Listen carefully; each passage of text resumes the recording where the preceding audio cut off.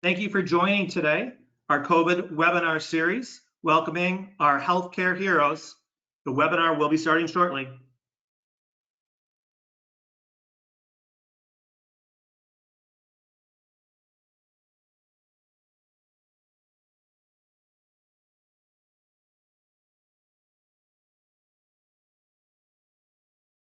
And join us for our live word cloud. Take out your phone and text 22333, and in the message line put in COVID-19 heroes, and we can join our word cloud.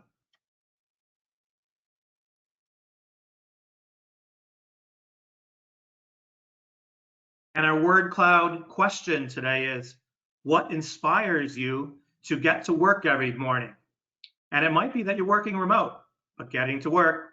We want to hear from you.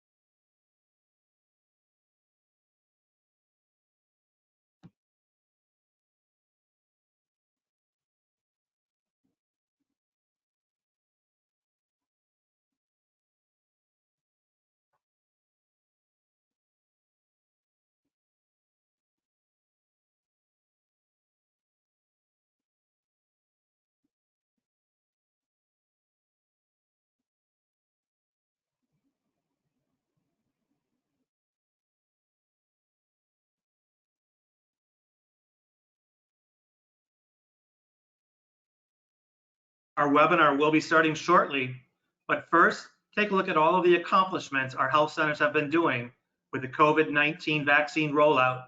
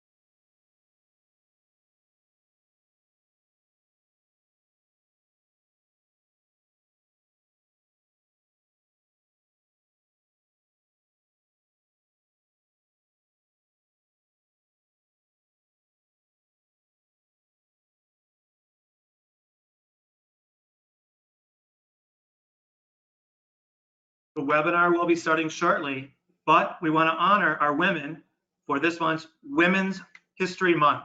Thank you, women. And National Doctors Day was yesterday. And National Public Health Week is coming up. Thank you. Health Choice Network and Alliance Chicago in Action, COVID-19 responding to vaccine rollout. Our webinar will be starting in just a few moments.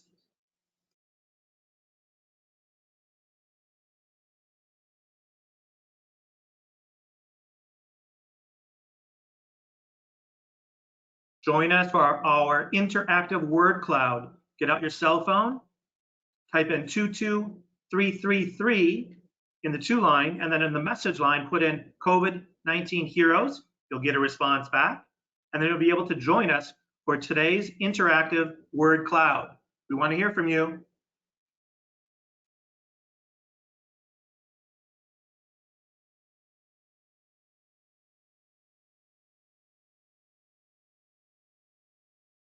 And today's word cloud question is, what inspires you to get to work every morning? Take out your cell phone, put in 22333 in the to line, and in the message line, COVID-19 heroes, and then you'll be able to join us for what inspires you to get to work every morning.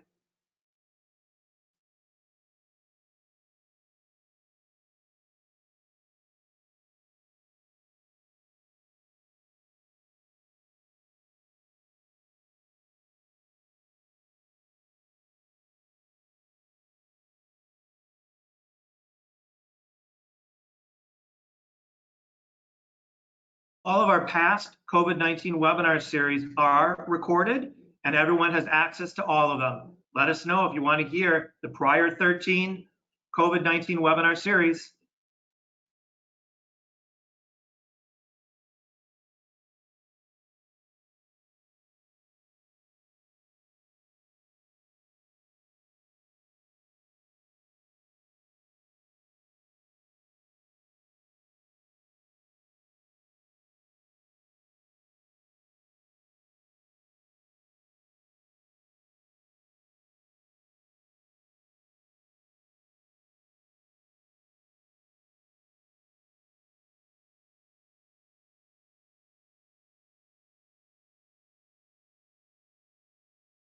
The webinar will be starting shortly.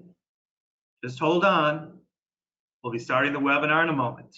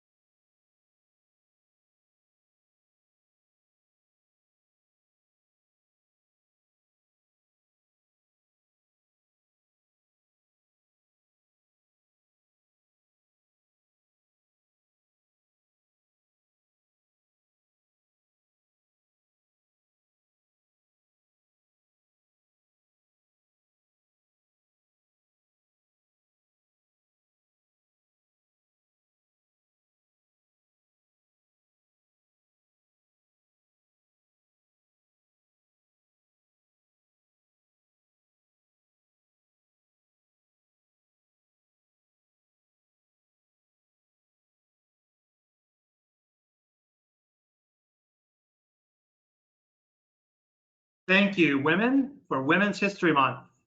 All you do for community health centers, we appreciate you. And to all of our doctors, happy National Doctors Day. And next week, it's National Public Health Week. Welcome to Public Health Week. The webinar will be starting in a moment. So good afternoon, everybody. Hopefully everyone is having a great day. Today, Health Choice Network and Alliance Chicago in action, COVID-19 responding to vaccine rollout. We have produced a series of COVID-19 webinars over the past 12 to 13 months during this very challenging time. We've come a long way and we've got a little bit longer to go. So today, we're going to do a little bit of a welcome, and our CEO spotlight, Dr. Fred Rockman, will talk with us next. Then we'll go into a national perspective addressing racial disparities in the time of COVID. And then, as always, the most important is hearing from our health center partners. We'll hear from 4 community health centers across the country: Howard Brown Health, Legacy Community Health, Premier Community Healthcare Group, and Tampa Family Health Centers. And then we'll round out today's presentation with a network update on our COVID vaccine confidence survey, part 2. And then we'll move on to some next steps. So again, we want you to participate with us in our live word cloud. So take out your cell phone, put in the message in the to line 22333, and then in the message line, put in COVID-19 heroes. You'll get a pop-up. that will allow you to interact with us today on what inspires you to get to work every morning. You might be working remotely, you might be going into work now, but we want to hear from you. What inspires you to get to work every morning? And so we've got a few people responded. Hopefully more than 5 people are working every morning. But what inspires you to get to work every morning? Bills, well, that's very helpful. Family, coffee, people I serve, community. Right, I think we can scroll down. Yep, my commitment to healthcare, everybody available, happy patients, center outcomes, patients. So again, thank you very much for what inspires you to get to work every morning. So why don't we move on to our first speaker, and we're going to hear again from Dr. Fred Rockman, the CEO of Alliance Chicago, and he's going to be speaking to us on behalf of both Alliance Chicago and Health Choice Network. So Fred, are you with us?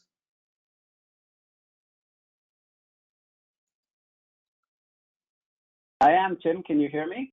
We can, loud and clear. Thank you, Fred. Great, thank you all. So just a few brief words of welcome to all of you on behalf of myself and Alex at Health Choice Network. You know, it's spring and it seems like as the light is getting more prominent in our lives, it's great that we're starting to see some points of light around COVID. We've got encouraging news from CDC about the efficacy of the vaccination, evidence of increased federal attention and commitment to the vaccine supply.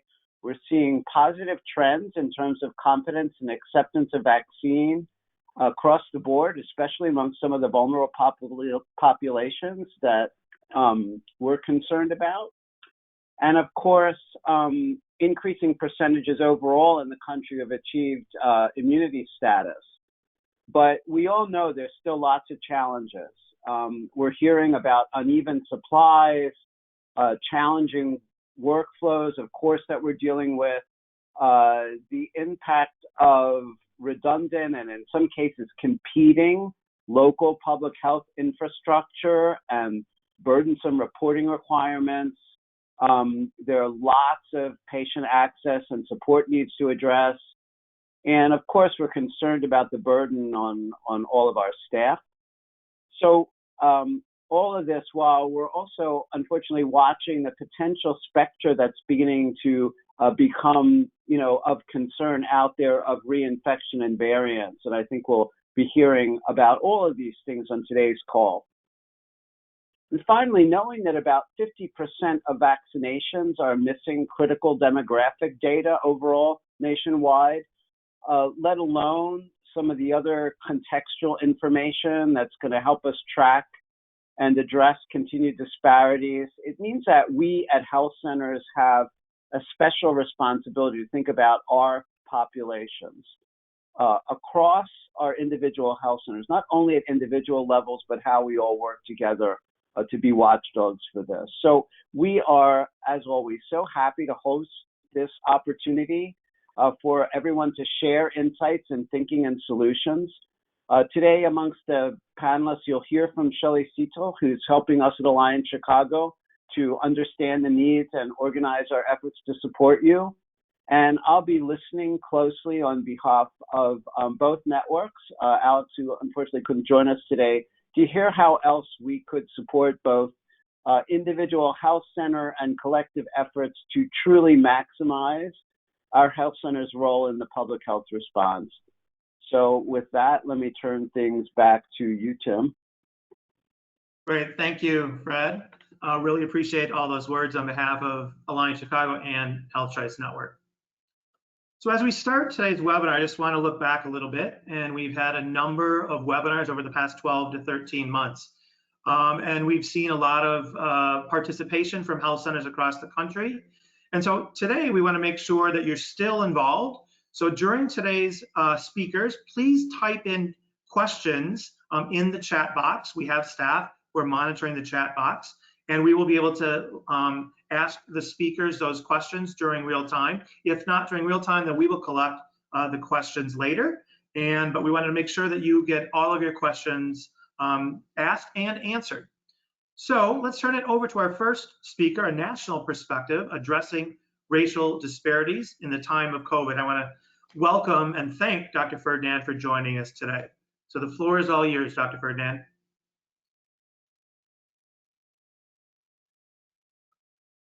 Can you hear me? Yes, we can. Thank you very much. Great. I'm going to go along pretty briskly. My training is in cardiovascular disease, which means I also have trained in internal medicine, but I'm going to talk from a community perspective. The community health of our nation is related both to cardiovascular disease and, unfortunately, because of what's going on now, to COVID-19. After I go through some very brisk and quick remarks, perhaps Tim and I can have some dialogue on what we can do going forward. Let's have the next slide. So we not only have problems related to COVID-19 and health disparities, but social justice and racial inequality. Next slide. This is a slide from 2002, and usually I don't use older data, but unfortunately, what the Institute of Medicine published in 2002 stands true today. Health, life expectancy, and care have improved dramatically for all Americans, but the distribution of benefits has not occurred equitably. There's what I call the white-black mortality gap. And I'm going to show you that this has been persistent for decades. It's driven primarily by the risk related to increased hypertension, poorly controlled hypertension, diabetes, obesity, especially in Black females, myocardial infarction, stroke, chronic kidney disease, end-stage renal disease, and premature cardiovascular death. Next slide. If you look at these diagrams, the top dotted lines are all forms of cardiovascular disease. Next slide. In the D panel, which is non-Hispanic whites, you see it's come down, but now we're starting to slow the rates of mortality decrease. Next slide. And if you look at that comparison to the E panel, non-Hispanic Black patients, you can see that there's much higher levels of mortality from all forms of cardiovascular disease in non-Hispanic Blacks versus whites. Next slide. Furthermore, and this is even more data, in more recent data, there appears now, next slide, to be an uptick in mortality rates related to cardiovascular disease. So I'm going to talk about COVID-19 in a few minutes, but I think it's important for us to recognize that cardiovascular disease is ever present. It remains, with heart disease and stroke, the #1 cause of death, and perhaps the mortality rates are actually increasing. This translates to what I call the white-black death gap. The shortest life expectancy for all the major racial gender groups are non-Hispanic Black males. Look across the bottom of the slide, you can see for decades, there's been this disparity in longevity itself. Next slide. For Black females, there's a shorter life expectancy. Next slide, when you compare Black females to white females. And in fact, the life expectancy for Black females is closer to that of white males than white females, such that being a Black female also removes the protective effect of being female. Next slide. This is heart failure, the #1 cause of admission to the hospital in the Medicare population. Next slide, but I bring your attention to white versus Blacks. Next slide. In the younger adults, 35 to 65 years of age, that top dotted line, light blue, are Black men. The highest rates of heart failure-related cardiovascular mortality, a huge gap. And in Black women, similarly. And note that the rates of heart failure-related death are actually starting to trend upward. Next slide. Now, when we look at any condition, and you're going to see this true when we speak of COVID-19, traditional risk factors, of course, have some impact. Next slide. Genetic factors exist, but I don't think they're main drivers of outcomes. Next slide. The main drivers of outcomes are the social determinants of health. Next slide. Where we live, work, and play, insurance status, having an identifiable source of primary care. Unfortunately, implicit bias in we as providers, the use of guideline-directed medical therapy, and you do surveys and chart reviews, you'll see that some minority populations don't have the same application of statins, same control of blood pressure. Next slide. This is a Venn diagram that suggests that the environment and the social determinants of health actually all come together. Genetics is a part of it, but not the main driver. In fact, in this Venn diagram, if I redrew this, I would make the genetics even a smaller piece of the puzzle. Next slide. Now, I've talked about the mortality gap, the white-black mortality gap, and I've said that it leads to decreased longevity related to cardiovascular disease, but let's forget that it also leads to a disproportionate degree of outright misery, especially within the Black community. This is publicly available from the Wall Street Journal. We see the woman in the middle with her 2 daughters. Her husband has died at age 49 from a heart attack. And you can see the intense sorrow that permeates this particular family. Next slide. That brings us to COVID-19. This is from the New York Times. Unfortunately, the latest data is that downward trend that we saw after that huge spike post-holidays is now slowed, and in some states, there's actually been an upward trend in cases related to COVID-19. Next slide. And in fact, similar to what I showed you for cardiovascular disease, this has had a profound effect on longevity itself. This is from the USA Today, publicly available. Most of you have heard of these data that in terms of years of life expectancy loss, Black people have lost nearly 3 times worse than the general population. Next slide. Here's the study that was based on, publicly available, the reductions in 2020 US life expectancy due to COVID-19, the disproportionate impact on Black and Latino populations. Next slide. And here is the diagram. Next slide. The bottom in gray or brown, you see a Black, white in the gray. You can see that the life expectancy gap has been there for decades, unfortunately, and this is something that we as a society must come to grips with. It started to narrow around 2015. Then with the loss of expected life in the Black community in 2020, we now have a widening of the white-Black mortality gap. Next slide. Overall, persons who are disadvantaged from a socioeconomic point of view, regardless of race, ethnicity, have decreased life expectancy. Next slide. Here is a report looking at the bottom 1% versus the top 1%. And you can see a huge gap. In women, it's about 10 years, and men about 15 years. Life expectancy for persons who have lower socioeconomic attainment, much less that than higher. And I think in our society, in order to have a just society, we're going to have to address these disabling, unfortunate, and unacceptable disparities in life itself. Next slide. When we talk about race, ethnicity, I do recognize that these are social constructs. There's usually no or little biological genetic basis, implicit bias in us as providers, stereotyping, access to healthcare really is at the root of these disparities. Next slide. This is my statement. I'm from New Orleans, and if you know anything about New Orleans, we have gumbo, which has a mixture of different types of foods. Racism, which has a profound effect on these disparities, is a complex gumbo-like mixture of psychosocial factors, poverty, disadvantage, socioeconomic status, suboptimal education. These are pervasive, and systematic problems that need to be rooted out and addressed. Next slide. Given the history of the US race relationships, environmental, behavioral, and psychosocial factors clearly play a more important role than genetics in the high prevalence of hypertension and these mortality gaps. This is some recent blood pressure trend. Next slide. I think most of you know these data. Next slide. The blood pressure numbers in terms of control are actually going the wrong way. Next slide. And when you look at who has poor blood pressure control, next slide, it's going to be more in non-Hispanic Blacks versus whites, younger persons, and persons over 75.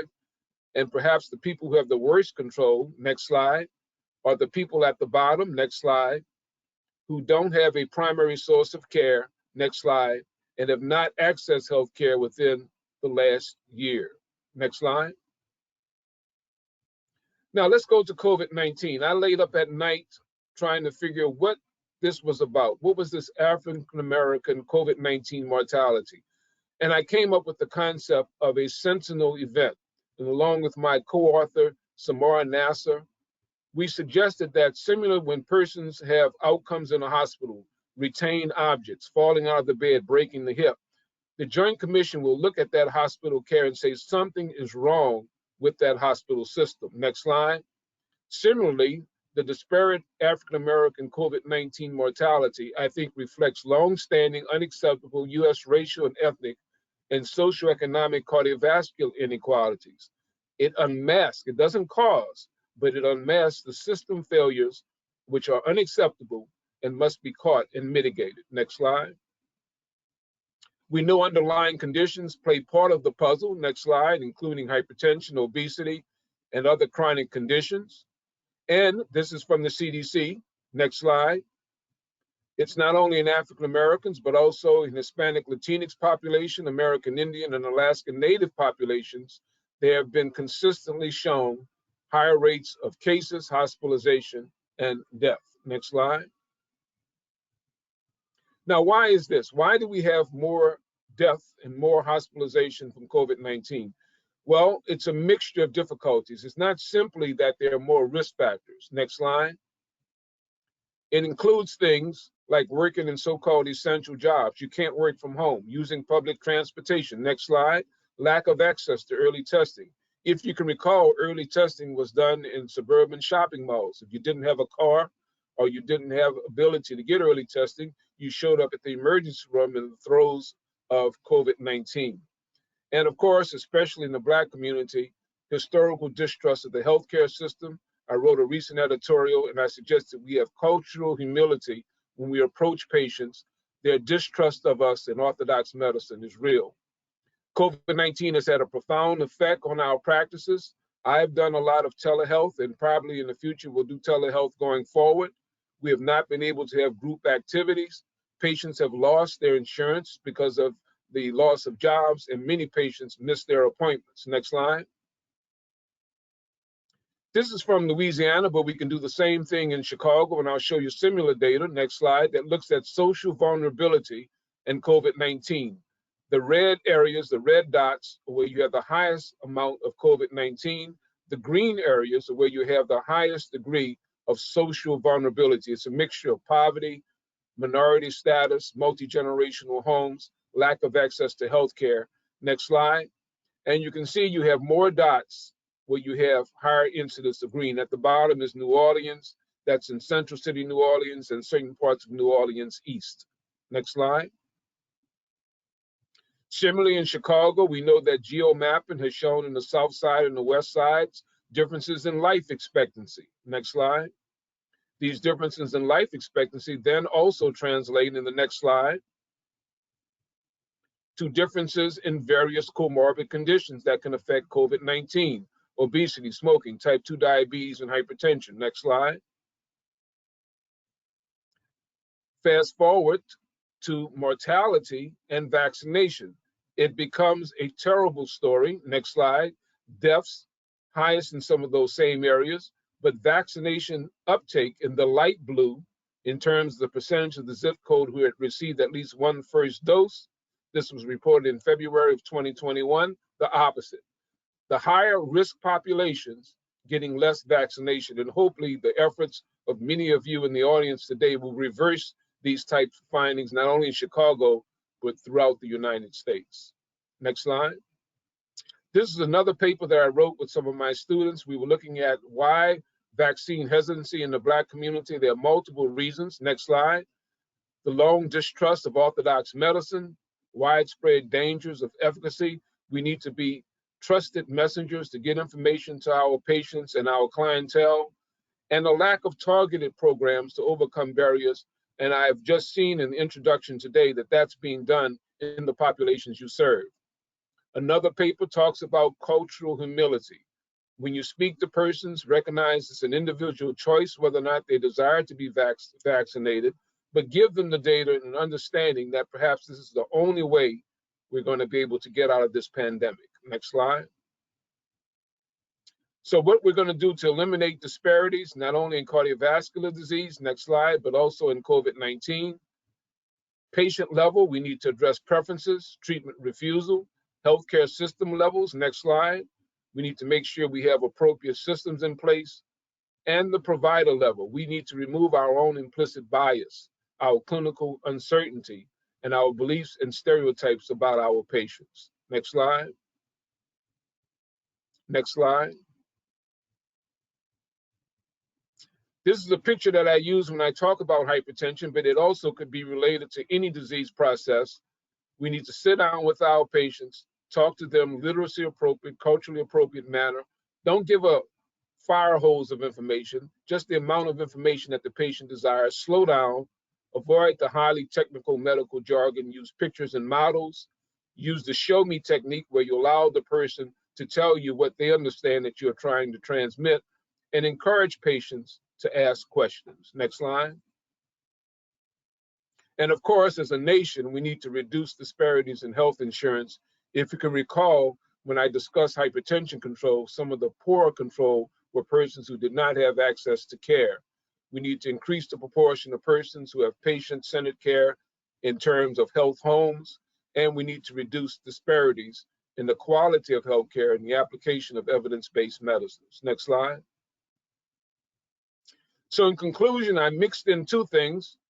As a cardiologist and hypertension specialist, the higher rates of cardiovascular disease, which causes higher morbidity and mortality and diminishes longevity.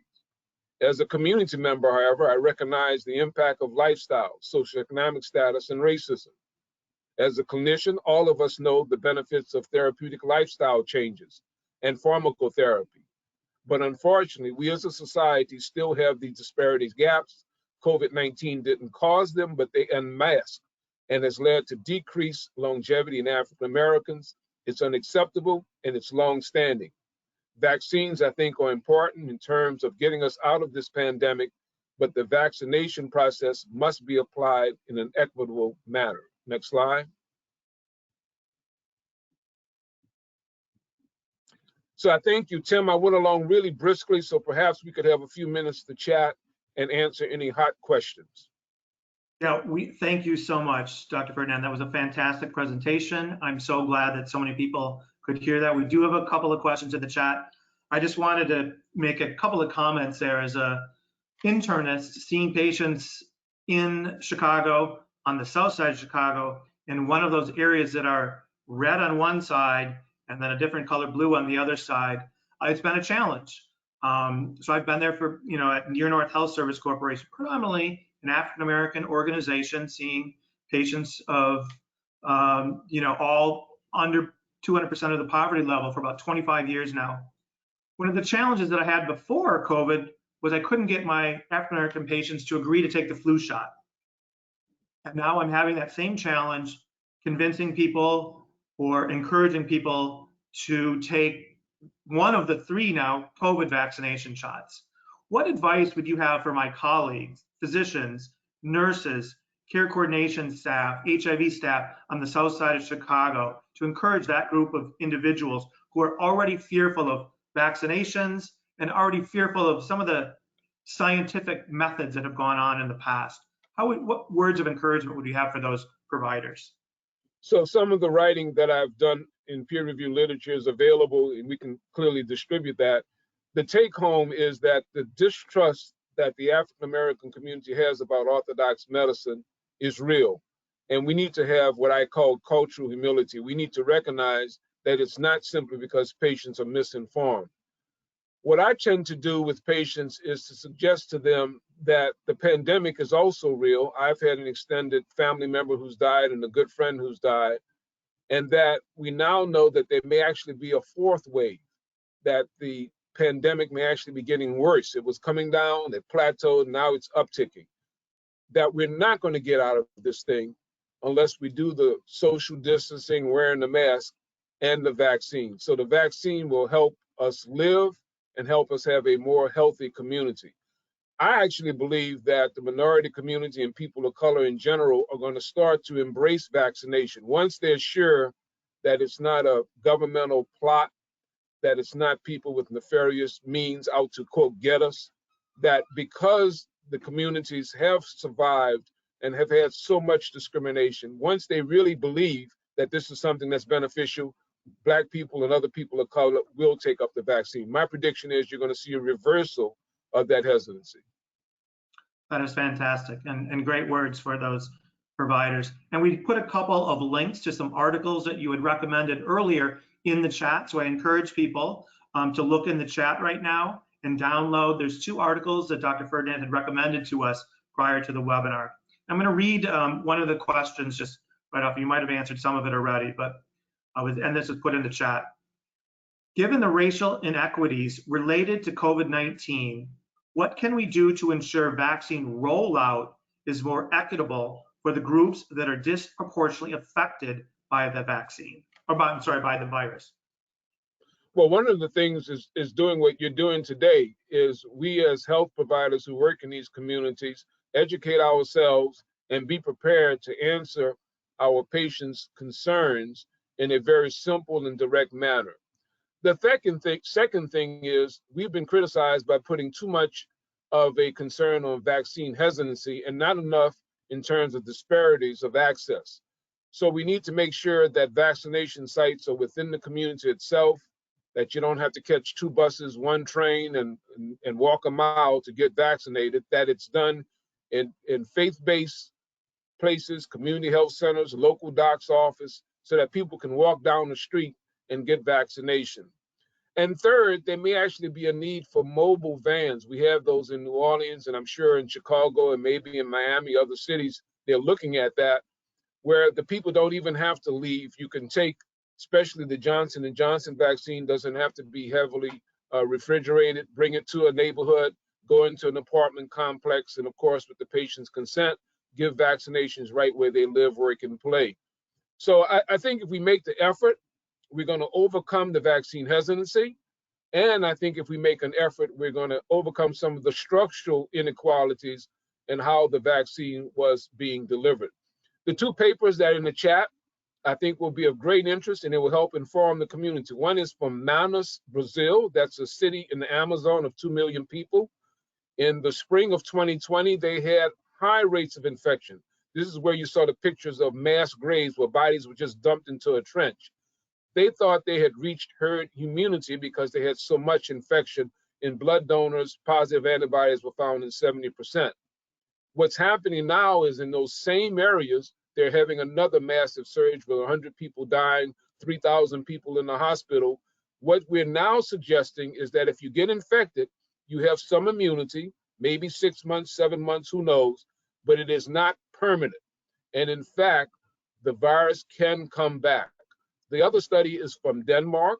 They actually did sampling of persons who had been infected, and the reinfection rate in people over 65 because of depressed immune systems is up to 47%. So the idea that, well, I had virus in the spring, it wasn't that bad, I'm okay, I don't need vaccination, I don't need to wear a mask. The data now indicates the virus can come back to get you, and especially if it's the B117, which is more easily transmitted, the P1, which is found in Brazil, which is easily transmitted and perhaps more lethal. The virus didn't read your book that says that because you had COVID-19 in April, you're okay. Life is not that simple. Well, thank you, Dr. Ferdinand. So everyone, please download the links in the chat to those 2 articles that were just mentioned. They're an important piece of information in this evolving story.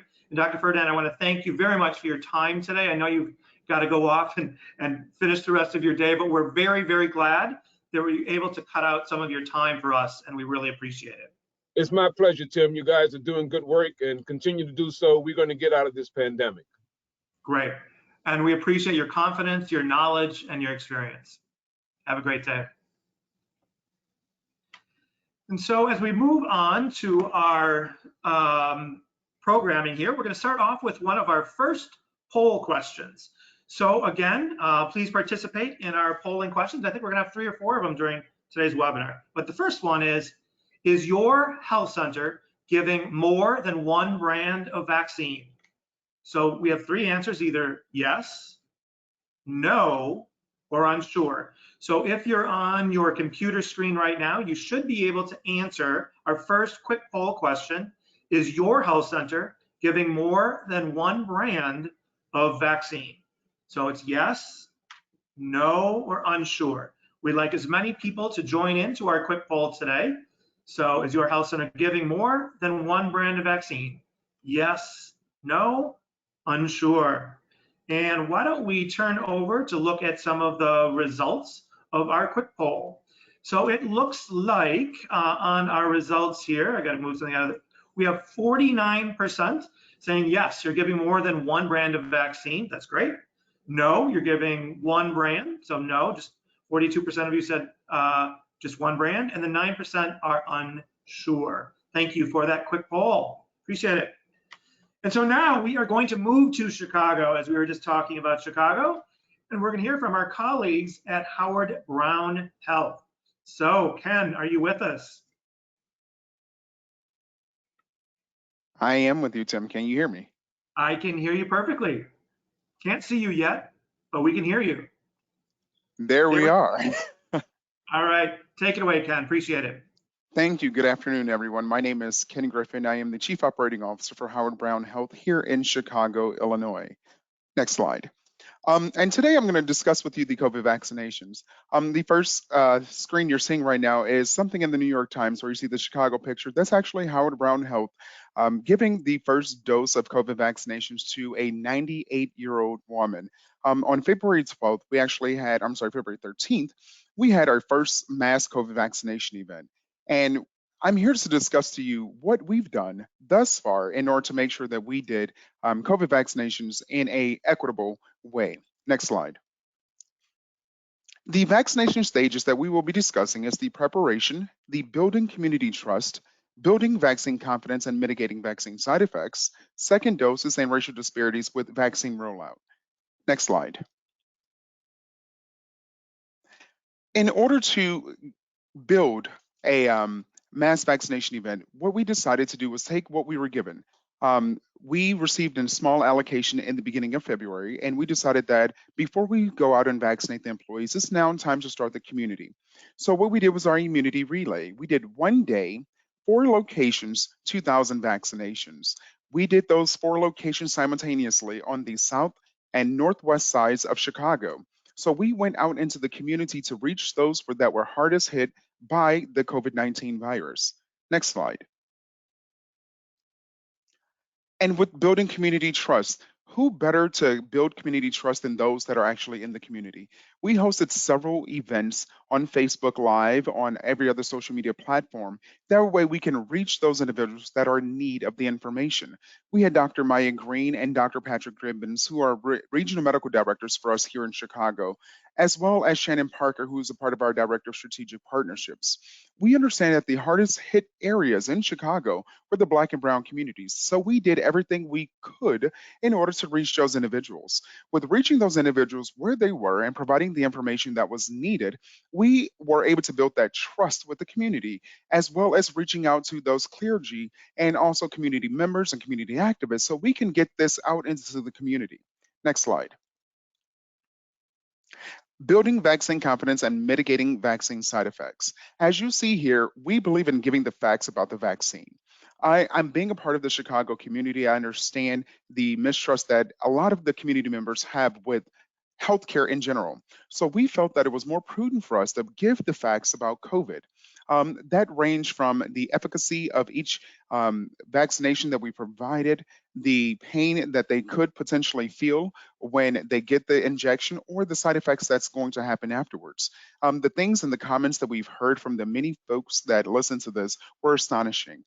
As we know, social media plays a huge part with the information that the community receives from folks. So what we did was we went out there to the social media platforms in order to give that information directly to them. Some of the things that we heard was, this is giving me COVID. We're going to give folks COVID by giving them the vaccination. Or you're putting a chip in my arm in order to control me. We also heard that we're only giving this to Black and Brown folks so we can maintain the population, control population, and potentially kill Black and Brown folks. Some of the things that we heard were astonishing because this vaccination can save lives. And the thing that we're wanting to push against the norm is that we're not doing this in order to give you COVID, in order to do anything that's not healthy for you. We're doing this to save your life. So what we did was we did a vax. We invited some of the best physicians that we have here around Chicago in order to deliver that information about what the vaccine actually is. The biggest concern that so many folks had was that this was prepared way too soon. Why did it come out so quickly? How can we immediately get a vaccine out and then all of a sudden we can't cure cancer or we can't cure HIV? Giving these facts actually helped us to the point that today we are happy to say that we have vaccinated over 20,000 people here in Chicago. Next slide. These second doses. That is one of the hardest things that here at Howard Brown we've had a difficult time with. Whenever we have a patient come in for their first dose, the first thing that we do before even giving them their first dose is we schedule the second dose. We tell them, okay, we're using the Moderna vaccination, so 28 days later, you come back to the same place at your same time to receive your second dose. Giving them that information about what is needed for the second dose and making sure that they know that it's the same place, the same time. And if you miss your second dose, feel free to contact us because we'll be happy to get you scheduled for it. But that allowed us not to have as many folks miss their second dose. Right now, we're at less than 5% of the 20,000 people that we have vaccinated thus far that have missed their second dose. Next slide. What we have here is the Chicago Vaccination Map, and this is as of February 24, 2021. What you see on the left is the folks that are dying. The COVID-19 deaths hit the south and northwest or southwest side of the community very hard. However, on the right side, you see the folks that were vaccinating or who is being vaccinated. This is something that shows the inequality that we have within the healthcare system. The folks that have the most resources, as you see with the darker purple on the right side, are the folks that have the ability to get the resource for the vaccination. We here at Howard Brown realize that. We realize that the folks in the north side of Chicago, the ones that are in the west suburbs or the one that are in the north suburbs, have the access in order to get the vaccination. So what do? We hit the ground. We believed in a grassroots effort campaign in order to get folks vaccinated where they live. We teamed up with churches. We teamed up with organizations. We teamed up with so many folks to actually go physically to that community to vaccinate this population. We understand that the Black and Brown community, again, has been hit the hardest. However, they have the less amount of resources. So we did so many immunity relays in which we went out to these communities on Saturdays in order to give 2,000 vaccinations each Saturday to the folks that live there. Throughout the week, we have 11 healthcare centers around the Chicagoland area. So we utilize our healthcare centers in order to get them into our healthcare centers to get them vaccinated. While getting them vaccinated, we also discuss primary care. We all understand that COVID could have been less pertinent to our bodies, our minds, and our souls if we realized that we had so many disparities against us and primary care was such an integral part of being healthy and being safe. So what we did, we said, okay, we're going to give you the vaccine. However, can we also introduce you to primary care? Can we check on your high cholesterol? Can we check on your high blood pressure? Can we check to see if you're obese and we need to see if you have diabetes or low sugar, high sugar?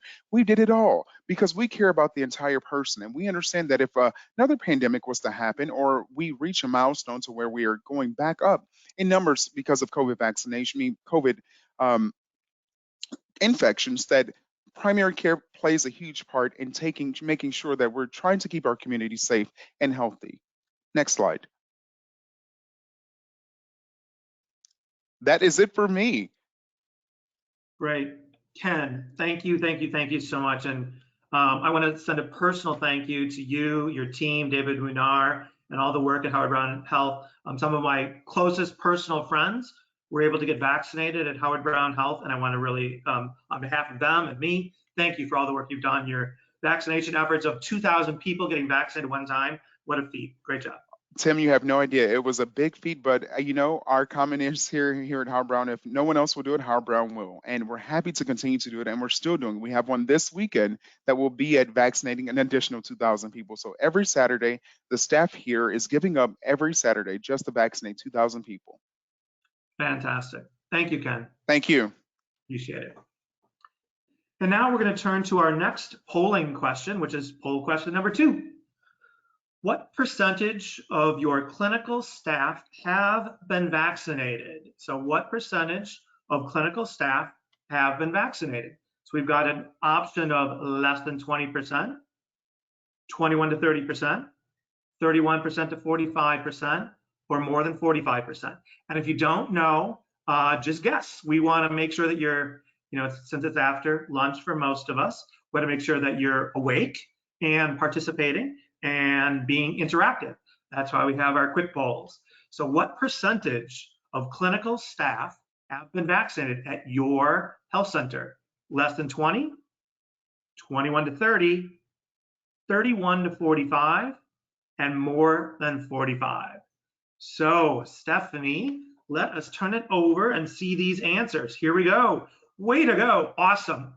61% of respondents during this quick poll said more than 45% of your clinical staff have already been vaccinated. Then followed up by the grouping of 31 to 45%. And then rounding it off, 21 to 30% at 7%. That's a fantastic job. We have to be the leaders at our healthcare centers to make sure that we get vaccinated, and then we can tell our patients and community members to get vaccinated. So maybe in our next quick poll, we'll probably divide that number up, that larger, more than 45. So next, we are going to go down to Houston, Texas. And Dr. Wen, are you with us from Houston? I am. Can you hear me? Yes, perfectly. Welcome and take it away.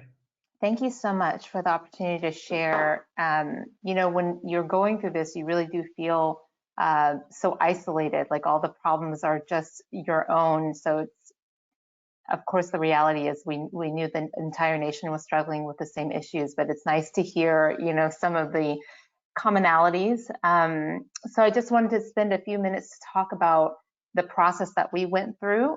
Again, I don't think it's too different from some of the problems everyone was trying to solve, but at least to share how we dealt with it, and certainly lessons learned from our standpoint as well. So next slide. Next slide, please. Thank you. All right, so just a quick summary of where we're at today. We got our first shipment on December 24th. A little unexpected. We got notice maybe a few days prior that it was coming, and small allocations at first for the first few months, and now the allocations are much different in the last few months. And so to this date, we've vaccinated about 15,000 in our community. The current cadence that we're at for the last 4 to 6 weeks has been about 2K a week, and that's really because of we got a direct shipment from the federal government, so we're getting from a few different sources. And just last week, we are now having plans about doubling that every week. And again, that's because of the ability to have more than one brand and more than even the 2 sources that we have now. So currently, Legacy is offering Moderna since December 24th, and we're going to be introducing Pfizer in the next few weeks, and then most likely J&J as well. Next slide, please. And so I just wanted to share some of the hurdles that we experienced, and as I was listing them out, it was not on purpose that the circles got bigger.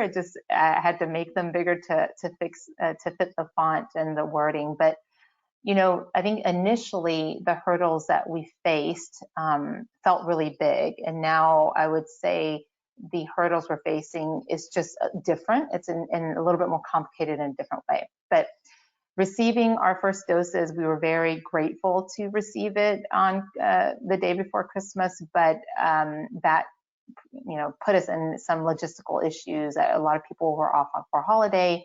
Though they were not traveling at the time, they were taking off time that was well-deserved to spend with their families after a very tough year. So we were wanting to be respectful of that. But the PTO, carried through the month of January. Just having to manage the multi-dose from one vial was just something new for, I think, most of us.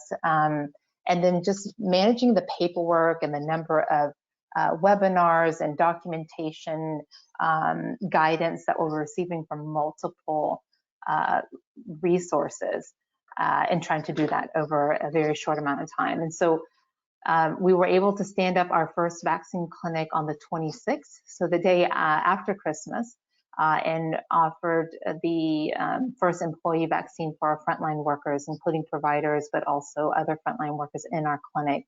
And the majority of our staff were excited to come in even the day after a holiday to receive their first dose vaccination. And from there, we were able to offer a second dose, a second clinic for employees who couldn't make it. And then that's when we start to roll out to our patients.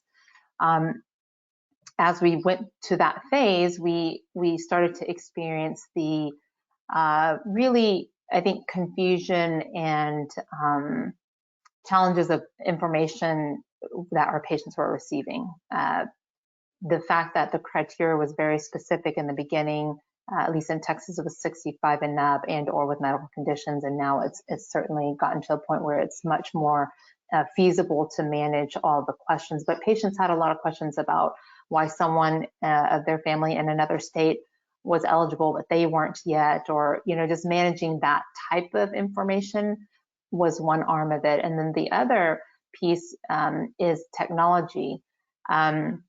We had just started to explore a platform right before COVID on bidirectional text messaging for our patients. And so we had a very small pilot going, and the technology that we have access to right now at Legacy, we do have an online scheduling platform that allows for us to text patients, but it is only specific to patients who already have an appointment. And so that handicapped us a little bit in our desire to actually mass text specific patient populations. And that presented its own challenge. And so we had to resort to basically a phone campaign. And, I don't have to mention that we were already short-staffed for a variety of reasons, being the end of the year of COVID. And so we found ways. We tried to get temp FTEs on board, but we turned to our BI team to push out BI reports of our patients that were 65 and up or 18 and up with XYZ conditions. And we just started a phone campaign. And of course, with our patient population, we knew even if we had text technology, that not everyone would respond to that. So, but we were hoping that we could at least have a mix of different tools. So one of the pieces that we had to manage. And then just as mentioned already before this is the health disparities that already existed was only made more obvious through COVID early on in 2020 in terms of testing and education around COVID, and then now adding to the layer of vaccines and distrust with the government or distrust with the vaccine process. And it just really continued to highlight over and over the pieces of our healthcare system that we have just been unable to address successfully was definitely highlighted through this process. And then, what we're dealing with now is, managing the idea of providing multiple vaccines. I think from a clinical and operational standpoint, we shudder a little bit on how we are going to make sure to minimize errors and minimize confusions among our patients, minimize the requests for certain vaccines when we potentially might only have one for this week and another one might be coming, and just managing that type of expectation. With early on, one piece that I didn't mention is our decision to not place our COVID vaccine rollout in our EMR. And several reasons why we decided to do that. And we knew that there were some cons with that too. And so we decided early on that NTRAC would be our source of truth. Even for established patients who came in, we were not pulling them up through our EMR system and creating a chart for them as they came through to receive their vaccines. If we could have done it differently, we probably would have, but at that time, that was the best decision for us. And so you know, we have to think very thoughtfully through that as we bring through other types of vaccines. Of course, everyone is experiencing staff burnout as we are trying to continue our current clinical commitments to our patients for their regular chronic preventative care, for their OB care, for their behavioral health care. We are also on the side trying to run additional clinics, even on the weekends and after hours. It's really putting a toll on everyone. But we know that we're at a point where we really need to continue to expand, and that it's not in our community's best interest to slow down at this point. And some of the other challenges are just balancing the requests from our partners. And I'm sure everyone on here has some type of partnership with someone else. And for us, we have a large and growing school-based health system. And so the moment that educators were included, as they should have, or even earlier on, we felt like we really needed to provide some type of infrastructure and ability for the educators and the kids and their family through that school-based system, easy access to vaccines. And so we've been working through that for the last few weeks and are hoping in the next week or two to make that an option for that system. As of right now, in our last time that we checked within just even our employees, we have about 25% of employees who have still declined the vaccine. And so we know that is one of the barriers to overcome that we need to focus on. Next slide, please, so we can just talk a little bit about some of the problems to think about. There was mention about hard to reach communities, and so outside of our clinical existing clinic commitments and the vaccine commitments, we've also been able to arrange essentially outings to our communities, churches and shelters. We held a vaccine event at one of the theaters here in Fifth Ward recently as well, to really just try to take ourselves out of a clinic setting and hoping that will help invite our patients that feel more comfortable staying within their community. We really have a focus on our tech support that really proved to be an issue for us this year, and really want to find ways to better communicate back and forth with patients as we might need to push out education or other types of campaigns.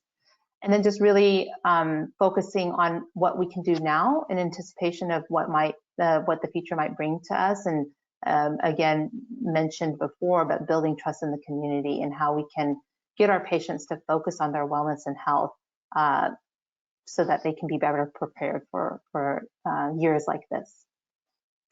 Next slide. I think that's it. Thank you.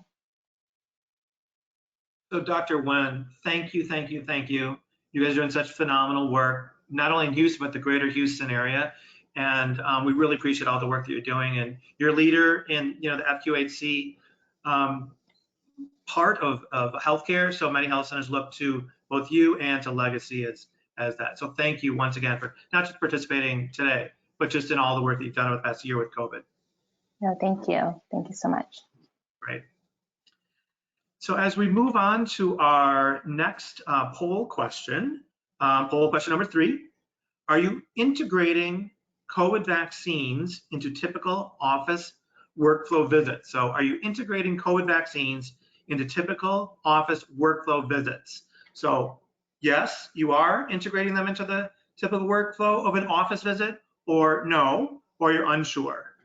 And so are you integrating COVID vaccines into the typical office visit workflow?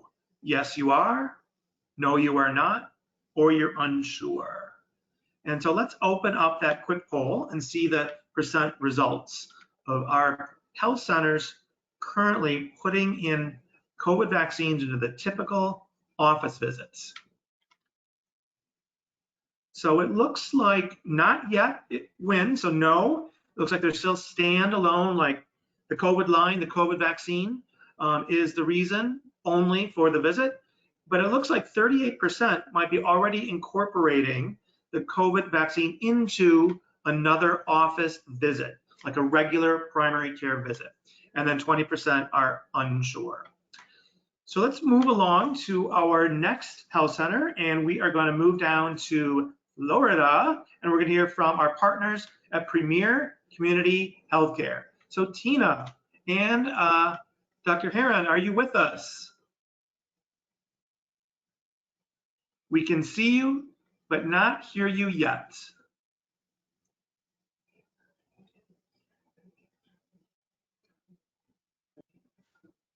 Can you hear us now? Yes, yes, we can. Okay, we couldn't hear you, so we had to call in as well. Okay, we might want to mute one of those. We're having a little.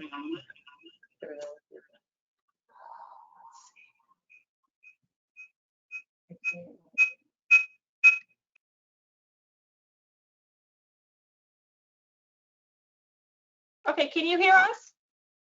Yes, we can hear you perfectly. We just can't hear them. Okay. Okay, we're going to go ahead and talk. We cannot hear you.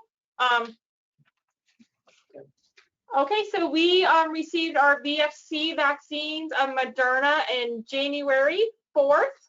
We received 900 vaccines. We were able to start some small clinic days with vaccines, and we also held some Saturday drive-through events with a goal that we wanted to complete the 900 vaccines by the end of January. We were able to complete all 900 doses by January the 23rd. We did learn that the drive-through process was much faster and more efficient in giving out a mass amount of vaccines. We were able to receive our second doses of Moderna on February the 13th, and we did roll those out in drive-through events only, and we were able to vaccinate all of our second doses completed by February the 20th. March the 3rd, we were notified by HRSA that we were one of the 3 HRSA sites in Florida to receive HRSA vaccines. We did receive 100 doses of Moderna that week, and we have received 200 doses starting the week of the 8th. And we have rolled those out into our clinics. We have 3 main primary sites, Newport Richey, Dade City, and Zephyr Hills, and they do vaccine clinic days once a week within their clinics. We are also in the process of transitioning to Johnson & Johnson, and we're going to start by doing a community event on the 10th. And also the 6th, we're going into Hernando County schools. And on the 27th, we have a focused vaccine clinic coming up for our homeless population. We have had some hurdles, as mentioned by the previous members of the panel, some staff burnout, learning how to manage the multi-dose files without waste. We did have a backup list that we would call people in to come into their appointment. So we've actually only wasted 1 dose thus far. We've also had a very difficult state mandate in Florida that opens up finally on the 5th, that we will be able to vaccinate 18+. So we're excited about that. We did go ahead and schedule for our second doses on the same day that we scheduled our first doses. So we did have a good compliance with our second doses. We did have some patients who received dose number 1 and were resistant to get their second dose for different factors.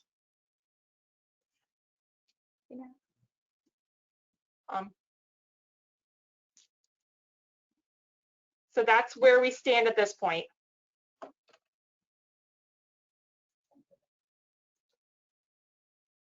That is great. Are you guys able to hear? Perfect. Thank you very much, Tina and Premier, and everything that you guys are doing at Premier. Appreciate it. I know we had a little audio challenge there, but that's all good. So why don't we move on to our next poll question? This is poll question number 4. What are some of the barriers to a smooth vaccine rollout? And here you can check all that apply if they do, or 1 or 2. So what are some of the barriers to a smooth vaccine rollout? So if your health center or organization has experienced one of these 2, 3, or 4, check all that apply. So what are some of the barriers to a smooth vaccine rollout? Lack of staffing, lack of space, lack of consistent vaccine supply, patient missed appointments. So you can check all that apply, lack of space, lack of staffing, lack of space, lack of consistent vaccine supply, and missed patient appointments. So why don't we check to see the results of our quick poll? And here we go. Looks like we've had a couple of barriers to a smooth vaccine rollout. And number one was lack of staffing. And I think some people on the panel did mention about staffing burnout and working some long hours there. Next is lack of consistent vaccine supply, followed up by lack of space. And then lastly, missed patient appointments. So great to know, by far and away, it's the staffing that we need. And those are our healthcare heroes. And we appreciate everybody who's working on this COVID-19 year. It's been a challenging year. So we are going to stay down here in Florida, and we are going to hear from Dr. Ryder in Tampa. So Monica, take it away. Thank you. Good afternoon, everyone. As he stated, I am Dr. Monica Ryder. I am the Chief Medical Officer for Tampa Family Health Centers, and I just wanted to give a little bit of a perspective from the Tampa point of view about the HRSA Health Center vaccine program. So when we first started talking about vaccines here, as my colleagues at Premier stated, we too got the federal dose for the Department of Health vaccines around January 5th. I think we were January 5th. And we received 3,300 doses, mainly because we have 11 sites that are Vaccine for Children enrolled, VFC enrolled, and we were allotted 100 vaccines per site. Once we finished those, right when we finished, we were notified that we were going to be in the cohort for the HRSA Health Center vaccine program. So we were really excited about that. So we got enrolled on February 18th. And 8 of our centers were actually submitted and approved for participation in the program. So those that have maybe not gone through the process yet, the selection of your centers, it is based off of the sites that you have enrolled in or have in your scope in EHB. And they roll that information over and you get to select which centers you want to participate. And we chose 8 of our current 15 sites. Initially, we did choose the Moderna vaccine. And mainly because when we chose Moderna at the time, the Pfizer vaccine still had to be kept in what's called the ultra cold refrigerators. And we wrestled with the concept of, do we purchase the refrigerators? Do we know if things are going to change when we already know that we can handle the Moderna vaccine? And no sooner did we hit submit that the FDA came out and said, no, you can keep Moderna in a regular refrigerator, or excuse me, Pfizer in a regular refrigerator, but that's okay. So we initially limited our first order to about 200 or 300 vaccines because we wanted to gauge the response of the public. It did take us a while to push those 3,300 vaccines from the state allotment. And so we didn't want to be quote unquote stuck with some of the federal vaccines and not get them out into the community. Next slide, please. Next slide. Okay. So what we decided to do, lessons learned, the Department of Health rollout kind of hit us fast and we had to hit the ground running, and we learned some lessons and we utilized those with the federal program. So we immediately had to, of course, identify some team leads, and it was by department.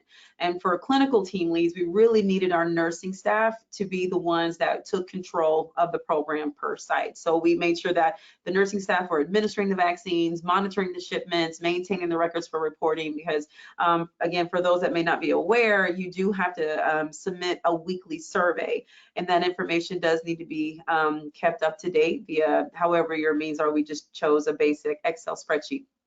From the medical side, medical leadership had to maintain appropriate communication with the providers and regarding the availability of vaccines. So yes, our health centers, our health system has, as of today, 15 centers, and we are kind of spread out all over Hillsborough County, and we needed that medical leadership. That's my medical adult medicine director, myself, and my pediatric director, just disseminating the information out to the public, because not only did we do vaccine events, the drive-through events and in the parking lots and the churches and things of that nature, but we actually did administer the vaccine at some of our sites.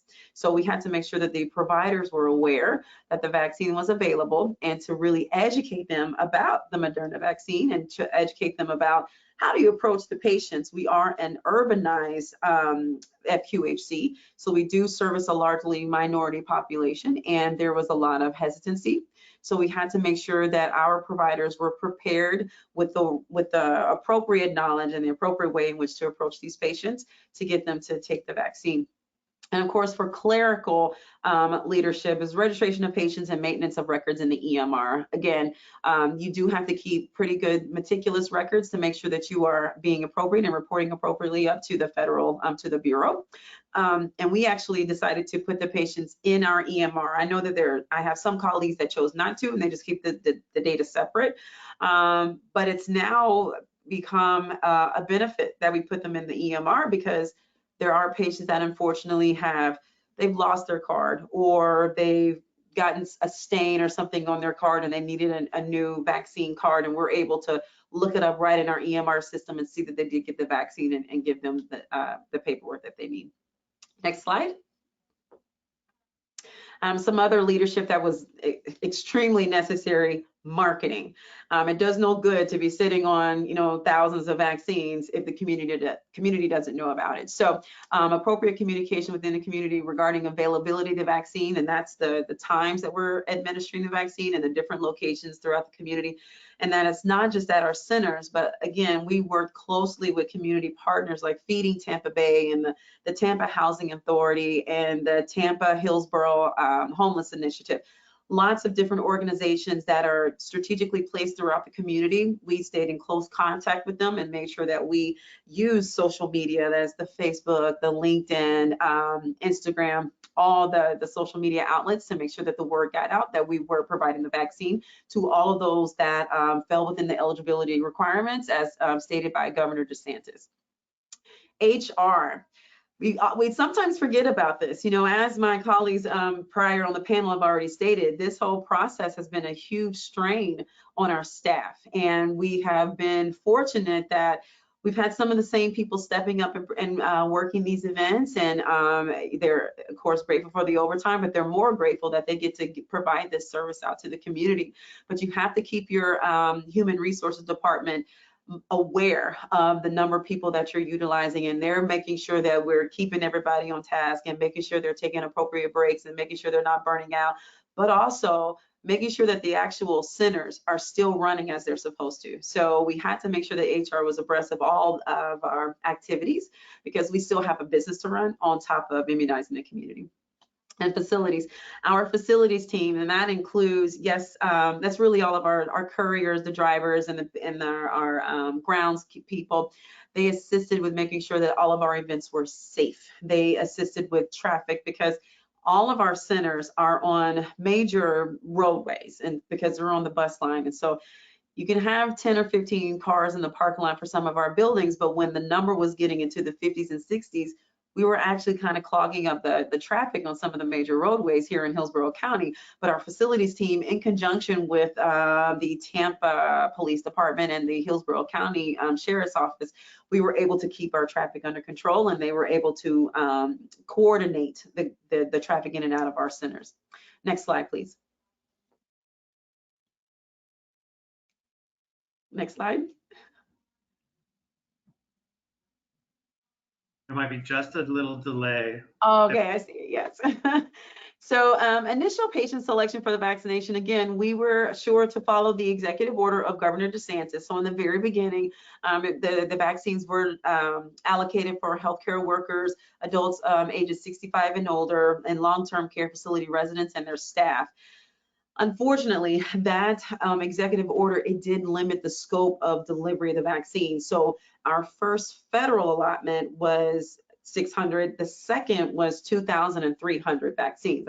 For us, that was a pretty significant number of vaccines. And technically, by the guidelines, they really wanted you to only order what you could give out in 7 days. So we pushed that every order that we requested on Wednesday or Thursday, we had to be done with it by the following Tuesday. That was the goal, and that's what we've been able to do so far. But within the scope of the governor's order, it was a little bit difficult, and that did cause a little bit of stress, but we were able to pull it off. For our selection of patients to fall into that category, we made sure that we contacted all of our Medicare plans, and we let them know, say, hey, we are following the guidelines. Your patients are 65 and older. Let's bring them on. We would set up events to make sure that they had this allocated time just to come in and get their vaccine. There was no waiting, there was no line, there was no appointment. We just made it available for them. We gave them a time frame and they came in. And we also made it available for our ACO patients that, again, hit that 65 and up category. So we did provide drive-through vaccine clinics on Friday evenings and Saturdays to better accommodate our patients. And we played with the idea of the in-office vaccines. We did that more with the Department of Health vaccines, but what we realized was that, as previously stated by some of my colleagues, we were able to dispense more into the community with the drive-through events. Next slide. So patient engagement, as you can see there, those are just a couple of the items that my marketing team was able to put on social media. I think these came from Facebook.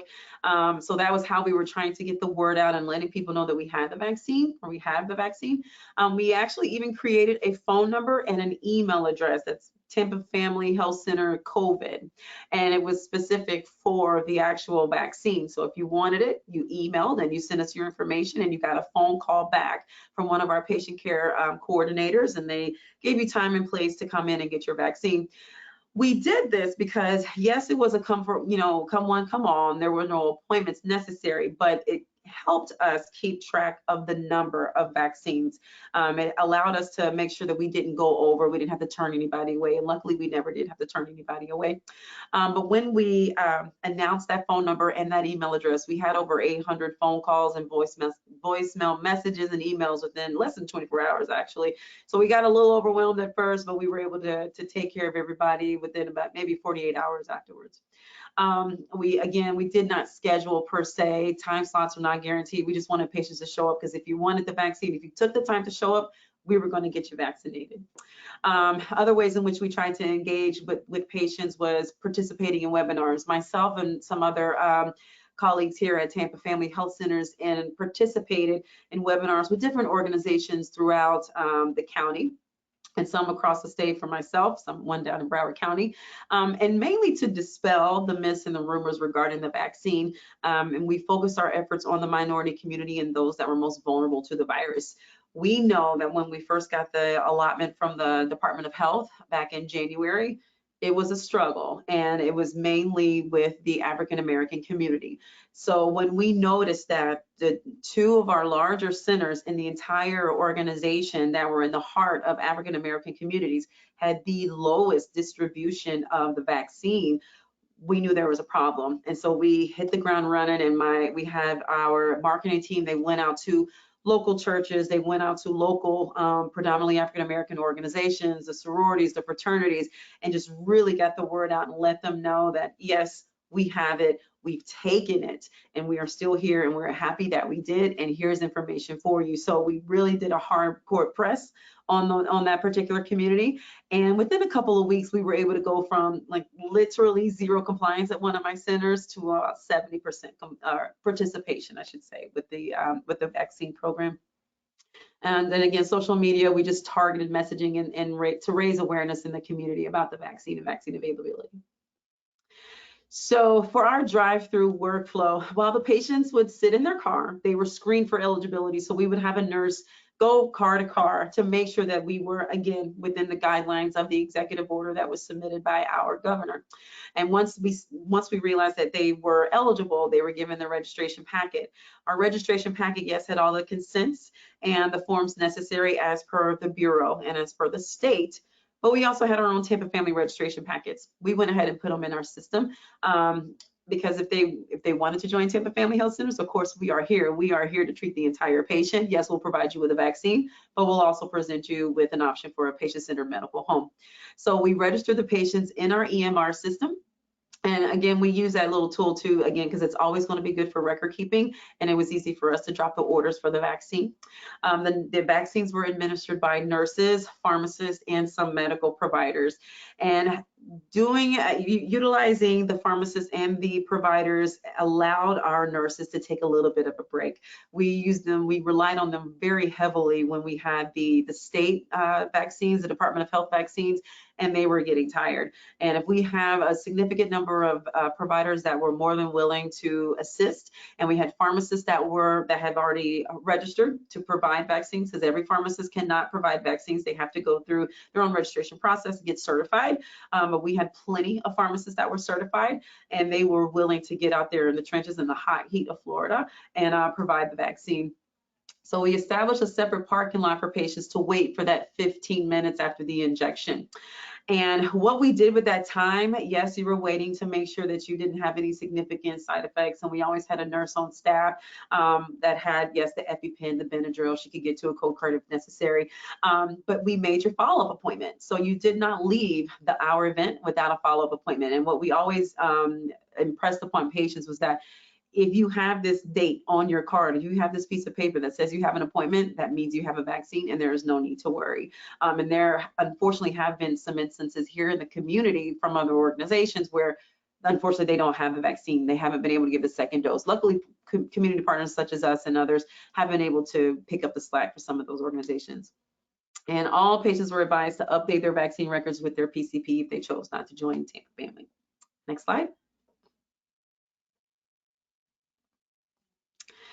So vaccine hesitancy, we're all dealing with this. This is not a new problem. And as you stated, Dr. Long, we deal with this on a regular basis with something like the flu vaccine.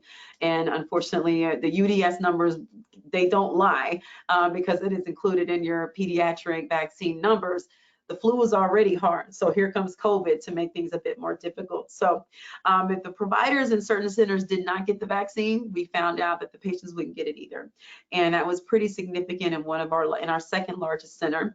And it took some education of one of those particular providers who's pretty much the leader of that site, to not so much push or apply pressure, but to improve his knowledge of the vaccine and the benefits of it. And because we were able to get him a bit more confident in the vaccine, yes, he did get it, and his patients followed suit.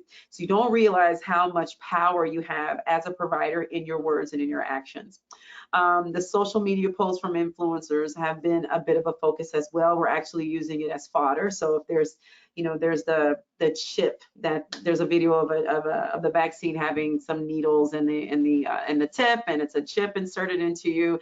And once we can kind of make light of it or explain the fallacy of that, we have patients that become a bit more, they realize that it's not really an appropriate response to this vaccine and that they should just go ahead and get it. But we are sure to make sure that we're not pressuring anybody. We're providing appropriate education. We're meeting people where they are. We're making sure to not talk above them and to make sure that we're utilizing appropriate literacy levels when we are speaking to our patients. But a no pressure approach has actually allowed many of us to convert some patients from a no to a yes. Next slide. So just doses given to date. Of our federal doses, we have given out 5,300 doses of the Moderna, and of the state Department of Health, it's been 3,300. And again, it's all been Moderna right now, but in 2 weeks, we will be adding Pfizer and Johnson & Johnson. Next. So lessons learned, pre-planning is key, and that's with anything, but with something as large as a vaccine event, you have to have major buy-in, of course, from your directors and from your leadership level, but pre-planning is key, especially when you're doing events such as the drive-through events, and you know you're going to see probably a good 500 to 1,000 cars. You have to make sure that you're providing appropriate coverage, you're providing appropriate and safe space. Food, snacks, you won't believe how far a box of chips can go for staff, and how grateful they are just to have a little bag of Doritos to munch on while they're waiting on cars to come through and just kind of revive themselves. You have to make sure that you're appropriately documenting the data. We have had some patients actually come in from Chicago. Actually, I had somebody last Saturday come in from Chicago, and he was just visiting a family friend, and we only had the state dose at the time. And I was like, unfortunately, I can't do that. But the clerks actually were able to pick it up. You have to be meticulous with your data. So you want to make sure you have the right people in place that are following the rules to not get anybody in trouble. The drive-through events have been a great way to immunize the public and to capitalize on the opportunity to reach new community members by distributing organizational materials like brochures and flyers. So of course we were giving out all the Tampa family materials that we possibly could, and all the little the footballs, the hats, the streaming, anything with Tampa family logo on it, just to make sure that they understood where they got the vaccine from and where they can come back to outside of getting a vaccine and come back here for their patient-centered medical home. But community partners are essential. We are so grateful for the many community partners out here that tagged us or to retweet it or what have you and pushed our message forward. And because of that, we had people who would actually come into our drive-through events and say that they heard about us from a particular congressperson or from Feeding Tampa Bay or one of our other community partners. So make sure you're utilizing those resources within your county. And social media outlets, of course, they were utilized heavily, not only to update the status of vaccines, but also to educate the community about the importance of the vaccine. Next slide. I think that's it. Thank you so much. Great. Dr. Ryder, once again, you and Tampa family have gone above and beyond the call of duty. Fantastic, fantastic job. I think we're going to have to redefine the definition, what covers community healthcare, when you have to bring in the police to manage the traffic coming into your health center. I have not heard that one before. But you know, it's something that we didn't even really have to ask for. They heard about the event and they wanted to come and help, and we were so grateful for it. So fantastic. You guys are awesome. Thank you, thank you, thank you. Please say thank you to all your team, Tampa family. Great. So as we turn to our next speaker here, we're going to hear from one of our colleagues at Alliance Chicago, Shelly Sital, and she's going to bring us a little information about a network update on our vaccine confidence, as we're calling it, work. So Shelly, take it away. Thank you, Dr. Long. Next slide, please. So I'm going to be very brief because I know a lot of folks have some questions in the chat, and we've covered a lot of great information today. Thank you to all the speakers we've had so far. As many of you know, we shared a survey earlier this year that was sent from Alliance Chicago as well as Health Choice Network, directed towards just your staff, trying to understand where folks are with vaccine confidence. We had 752 people respond, and we found that 59% of individuals said that they either were receiving or were planning to receive the vaccine. So that was great news. We also found that the top 3 concerns that the respondents had in regards to side effects, or I'm sorry, in regards to the vaccine were side effects, safety and effectiveness, and the approval process, sort of just the feeling that it was rushed, which very closely mirrored the national findings that we saw through national polling, such as with the Kaiser Family Foundation. And so next slide, please. Wonderful. So we just, briefly here, I wanted to just point out, we saw that the demographics of the individuals that responded were very closely mirroring what we would have expected and what we saw nationally in their responses that national surveys got as well. So we found that the majority of respondents were female identifying. The age range, kind of just hit exactly where most of your staff fall in terms of ages 25 to 54 being the largest percentage. And then of course, we saw that the distribution of race ethnicity was similar. We had the highest respondents that were in the Hispanic Latino identifying category, followed by white, and then Black or African American. And the reason I wanted to bring up this quick recap rather, was just because we are going to be sending out a new survey that you will also see the link for just momentarily when we get to that slide. Again, the survey is directed towards your staff. Our goal here with the second survey is really to understand where folks are now, 3 months later, with whether they've received the vaccine or changed their minds about receiving the vaccine, and also just gauging a little bit about what changed their minds. So we could potentially come back and help you all in terms of educating your staff, educating your patients, And as you've heard from other speakers today, it really is important for providers and staff to get vaccinated because that encourages the community to also engage and get vaccinated. Your influence is very powerful. Next slide, please. So very briefly, I also just wanted to point out a couple of different things for those of you that are part of the Alliance Chicago network. You may have seen this already. If you haven't, please feel free to reach out. I'm happy to help you get access to this. So we have created two different sets of dashboards, one that's focused on testing and the other that's focused on vaccines. And so just very briefly for the testing one, for those of you who may not have seen it, we're very easily able to, using a platform called Power BI, see how many people we've had come in at various health centers that tested positive. Next slide, please.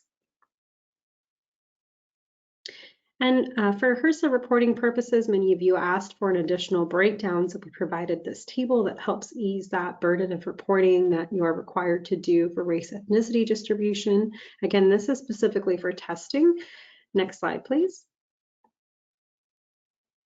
And last but not least, in terms of testing, I think you all saw this with Dr. Griffin and Dr. Ferdinand's slides earlier. We see the distribution of testing and positivity very highly in the areas that are unfortunately also currently the least vaccinated. Next slide, please. So moving to the vaccine dashboard, just so everyone can see, we've captured most of the things that we think are most important, and the health centers have shared feedback with us that are needed for all of the various reporting that you all are being required to do. So again, if you haven't seen this or are part of our network at Alliance Chicago and would like to have access to this, please do reach out. One of the key things I want to point out here in the middle, you can see towards the bottom, you can also select to narrow this by whether folks were staff, as long as that was documented in the data. And as you just heard Dr. Ryder talk about, if you have, if you're part of the HRSA federal program, if your doses that you've distributed are specifically from that HRSA allocation. Next slide, please.